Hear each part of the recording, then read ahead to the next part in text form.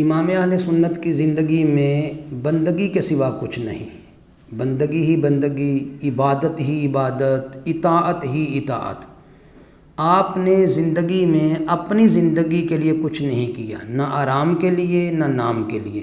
بلکہ جو کچھ کیا ہے رضائے رب الانام کے لیے یا خوشنودی خیر الانام صلی اللہ تعالیٰ علیہ وسلم کے لیے۔ آپ اس قدر مصروف تھے کہ آپ خود فرماتے ہیں،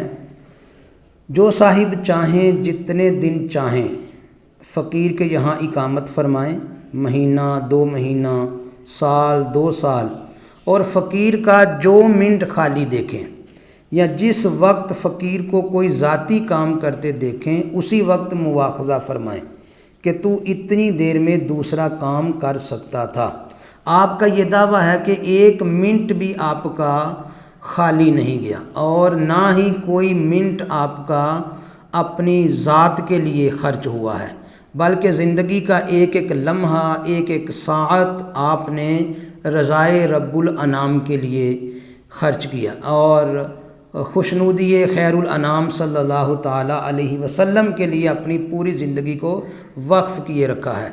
اس کا اظہار خود انہوں نے متعدد جگہ نثر میں بھی کیا ہے، یعنی فتاوی جات کے اندر، اپنی تصنیفات کے اندر،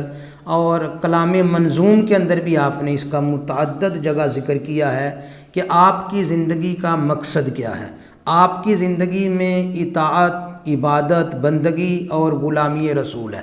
آپ خود فرماتے ہیں، دہن میں زباں تمہارے لیے، بدن میں ہے جاں تمہارے لیے، ہم آئے یہاں تمہارے لیے، اٹھیں بھی وہاں تمہارے لیے۔ اسی طرح آپ نے اور کئی جگہ پر اپنے کلام کے اندر اپنی زندگی کا مقصد رضائے الہی اور غلامی رسول بیان فرمایا ہے، بلکہ حقیقت یہ ہے کہ کوئی 1 منٹ آپ کا ضائع ہونا اور خالی جانا یا اپنی ذات کے لیے استعمال ہونا یہ تو بہت دور کی بات ہے۔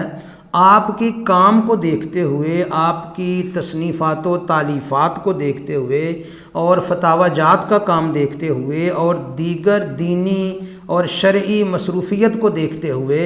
تو ایسے لگتا ہے کہ جیسے یہ کسی فرد واحد نے کام کیا نہیں ہے، ایک بہت بڑا کوئی ادارہ ہے، کوئی بہت بڑی ٹیم ہے اور بہت بڑا سرمایہ خرچ کر کے بہت سارے کوئی قلم کار رائٹر بٹھائے گئے ہیں اور کئی سالوں کی جد و جہد اور محنت کے بعد یہ اتنی کتابیں لکھی گئی ہیں۔ اور جب ہم یہ کہتے ہیں اور یہ دیکھتے ہیں کہ ایک ہی فرد واحد نے 1000 سے زائد تصنیفات کی ہیں تو پھر یہ عقل حیران ہے کہ ایک انسان ہو کر اتنا بڑا کام کیسے کر سکتا ہے۔ بڑے بڑے علماء اور بڑے بڑے ماہرین اور صاحب مطالعہ افراد جب اعلیٰ حضرت کی تصنیفات کو دیکھتے ہیں، آپ کا قلمی کام دیکھتے ہیں، فتاوی جات دیکھتے ہیں تو ورطۂ حیرت میں مبتلا ہو جاتے ہیں اور یہ کہتے ہیں کہ آپ نے جو کام کیا ہے وہ 10 آدمی مل کر بھی اتنا کام نہیں کر سکتے۔ مولانا سید دیدار علی شاہ محدث الوری علیہ رحمہ اعلیٰ حضرت کی بارگاہ میں حاضر ہوئے اور کسی انجمن میں کام کرنے کے لیے